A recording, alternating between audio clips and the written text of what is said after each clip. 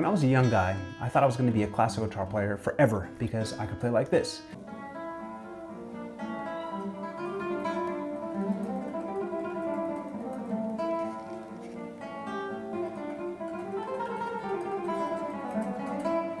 And then in the course of one hard year, my abilities were reduced to this.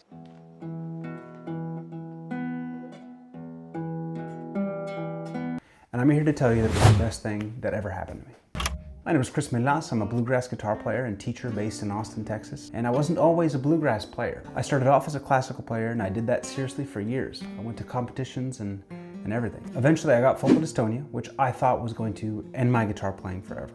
It's hard to pinpoint exactly when the dystonia started to settle in, but it was probably around 2013 before the big moment in 2014 where it all hit the fan. At first, I just noticed my right hand ring finger was feeling a little bit awkward and I started missing notes that I never used to miss. And at this point in my life, there was a whole lot of drama in my college, which I'm not gonna get into here, and I was living in a very bad apartment next to a very noisy highway. This combination of stress and lack of sleep probably contributed to dystonia. The months leading up to my dystonia reaching critical mass were some of the most successful moments I had in classical guitar.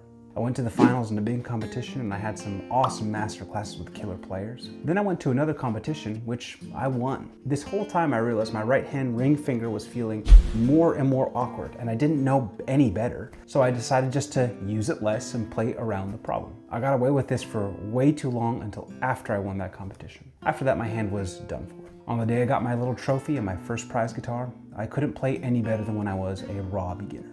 It was very surreal. After that, I went straight to Google and I didn't even know what to look for.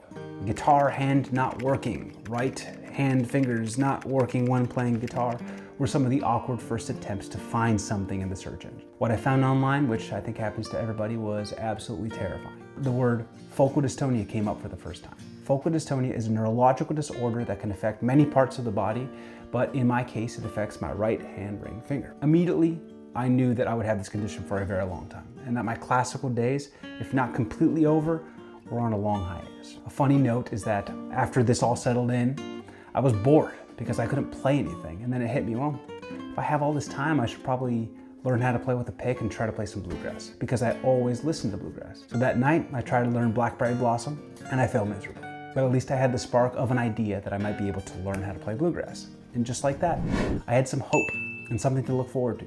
I told a close friend at the time that maybe I could switch lanes from classical to bluegrass, and my friend, who was admittedly quite a bit of a pessimist, looked at me like I was delusional and said, basically, bluegrass is hard, you're not gonna be able to do that. After that, my life as I knew it, it kind of fell apart. I had to move back home with a degree in something that I couldn't do anymore, and I got a bunch of random jobs and I started saving up some money. I tried some different dystonia therapies with all of the well-known people in the field at the time, but nothing helped. For a bit, I insisted on trying to fix the dystonia, but I didn't even know what I would do if I did recover. At that point, classical guitar just wasn't the thing for me anymore. I didn't love it enough to go through the mandatory decade of retraining to play again. It wasn't worth it. I needed to play now.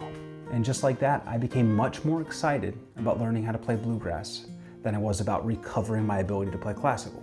Later, I had the opportunity to move to Austin, Texas with a cousin of mine, so I took the chance to move on down and got some random jobs and tried to get into the bluegrass scene here. And that's where I've been for the past 7 years. When I first got here, I was just learning how to hold a pick, and I got good fast, but my groove and time were completely off. It was too classical sounding, and I couldn't improvise to save my life.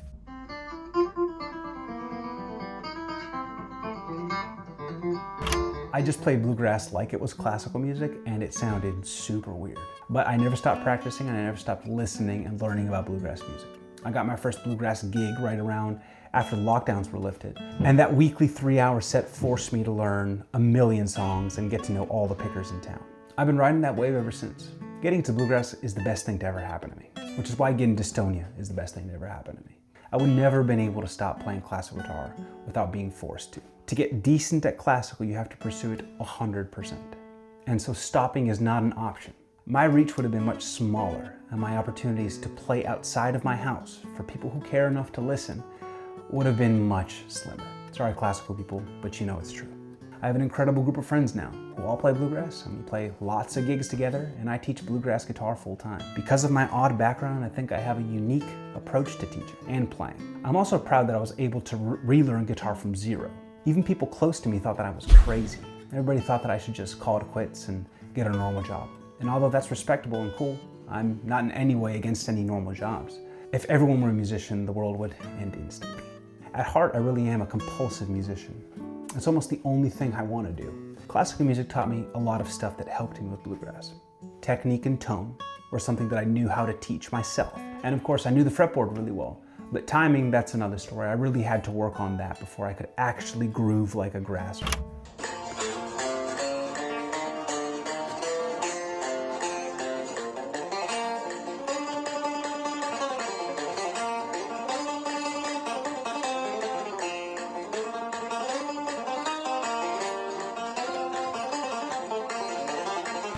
Getting into Don Rena really fixed that for me, but I'd have to make a whole other video about that.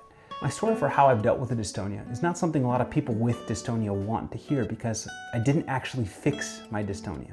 I kind of still have it. This finger still moves weird. My dystonia got so bad because I played around and through it for so long that the issue really runs deep now. I had to just cut my losses and learn a new skill.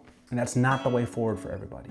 I think a majority of people with dystonia can actually fix it, especially with all the myriad of resources that are out there now and all the prominent people like Victor Wooten talking so openly about it. I have hope that someone will come up with a cure sometime within our lifetimes. But even if that were to happen to me and I could cure my dystonia today, I still wouldn't switch back to classical. I'd probably just learn how to play the banjo.